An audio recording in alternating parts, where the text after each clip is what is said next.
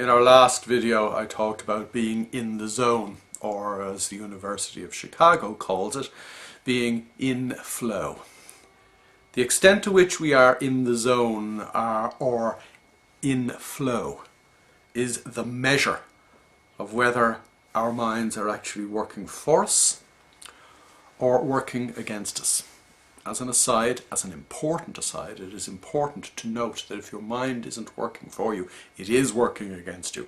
It doesn't idle in neutral. If you leave it on automatic pilot, which is our natural adult state of mind, it will make automatic choices for you based on information that has nothing to do with what is going on. You will react and misbehave accordingly, and your day will get more muddled and disjointed than it is already in the first place, having woken up without having got yourself in the right state of mind.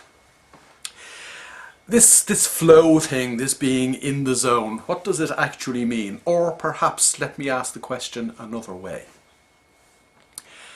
Is there any inkling in your life of frustration or annoyance or anxiety or worry or stress? Because all those words that I've just mentioned are indications that your head is not engaged in your life, that the automatic pilot still has control over the levers of power in your head and is not running your life. There's an extra I and one less N in the verb in question. It is ruining your life as distinct from running it.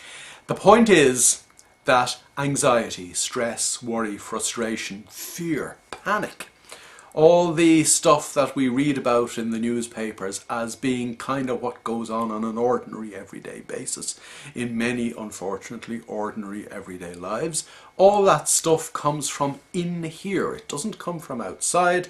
It comes from the extent to which you have not done the necessary to get your mind working for you. So if you can tick any of those boxes, they're all symptoms of a brain that is not under control.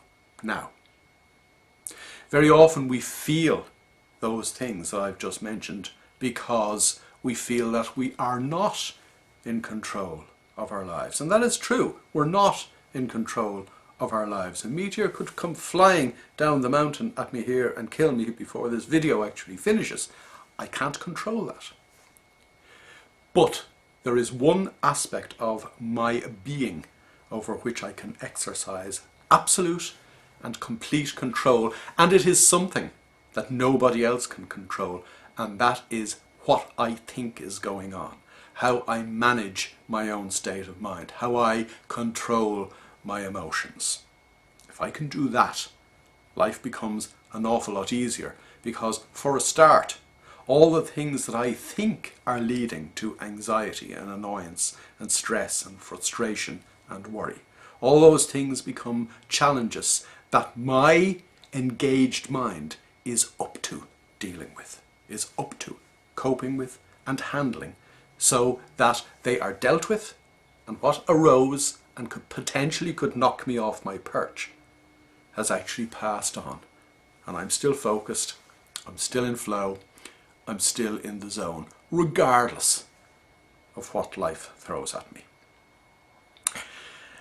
The key question, therefore, is, are you doing the necessary to ensure that you are in control of your own state of mind?